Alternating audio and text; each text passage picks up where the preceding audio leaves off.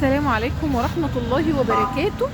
بقالي كتير قوي ما عملتلكمش فيديوهات، يمكن من اول رمضان ما عملتلكمش فيديو، والنهارده 17 رمضان اهو. كل سنة وانتم طيبين. كنا بنقول اللهم بلغنا رمضان، دلوقتي بنقول اللهم بلغنا ليلة القدر. اي حد عايز اي حاجة من دي، مقاسات خاصة، اي مقاس عندك، حتى لو مقاس صغير خالص ما بين السرير والدولاب بنفذهولك وبعملهولك. وطبعا الناس اللي عارفه ومجربه حاجتنا قد ايه حاجتنا جميله، لانها مستورده طبعا ومش شغل صيني ولا مصري. وطبعا الحاجه زي ما انت عايزه ممكن تغسليها كمان في الغساله، ما بيجرالهاش اي حاجه. كل سنه وانتم طيبين. ازاي افوز بليله القدر؟ افوز بليله القدر لما اكون مظبطه رمضان. مظبطه رمضان يعني الصلوات على وقتها، يعني ذكر ما بطلش ذكر.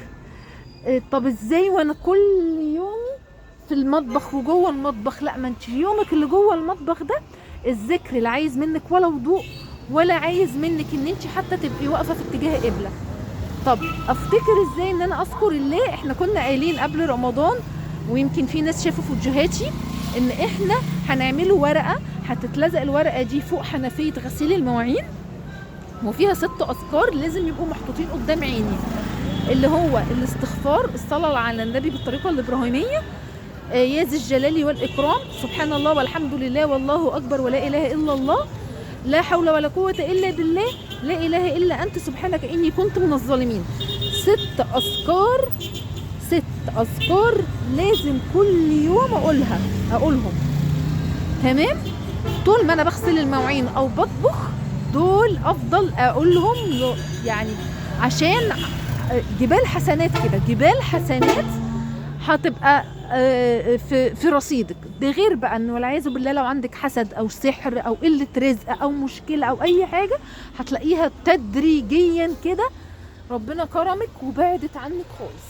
طب يا ام جمانه دلوقتي الصلاه على النبي دي، انا لو انا عندي مشكله هفضل اصلي على النبي بنيه المشكله اللي عندي دي انها تتحل، او لو انا عايزه بنتي تنجح او تجيب مجموع معين هصلي على النبي بالنية دي. يبقى الصلاة على النبي بالطريقة الإبراهيمية دي لازم لازم لازم يكون قبل ما أنا بصلي على النبي أحدد نية قبل ما أصلي على النبي، عشان أبقى ضربت عصفورين بحجر، أخدت حسنات والمشكلة اللي عندي أو عند ولادي أو عند زوجي اتحلت. إذا كانت مشكلة مادية، دين، أي حاجة، أي حاجة هتلاقيها بفضل الله كده، بفضل الله اتحلت.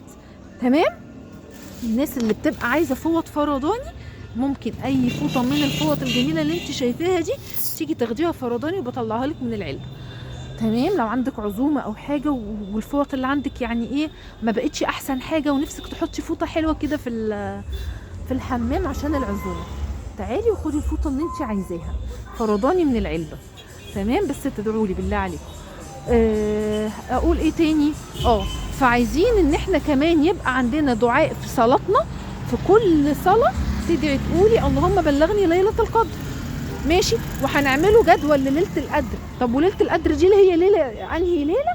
دي مش ليلة، دول الليالي الفردية كلها اللي في ال10 ايام الاخرى. الليالي الفردية اللي في ال10 ايام الاخرى ممكن تطلع واحدة منهم ليلة القدر. ده في مفاجأة تانية كان الشيخ حازم شومان قايلها، ان هي ممكن مش من الليالي الفردية وممكن كمان تبقى من الليالي الزوجية. طب اللي انا اعمله ايه بقى لو انا واحده واعيه وببتغي مرضات الله كده وعايزه افوز؟ يبقى ولا فرديه ولا زوجيه اسيبها من اول ما يبتدوا ال10 ايام الاخرى، ما اخليش ليله الا لما اكون عامله فيه اللي ما يعمل من ذكر وقران ودعاء. طب انا ما بعرفش ادعي وبفضل اتهته ومش بفضل في كتاب تجيبيه من اي مكتبه، كتاب اسمه الدعاء او كله ادعيه، وتمسكي الكتاب بقى ده تفري فيه وتدعي.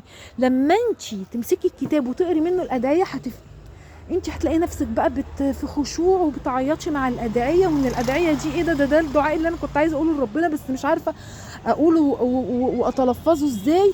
ويبقى لازم كتاب الادعيه زي ما عندك المصحف في البيت لازم يبقى عندك كتاب ادعيه في البيت. تمام؟ زي ما عندك مصحف في البيت لازم يكون عندك كتاب ادعيه في البيت. تمام؟ واهم يعني انا مش هقولك هو اهم من المصحف، طبعا مفيش حاجه اهم من المصحف، بس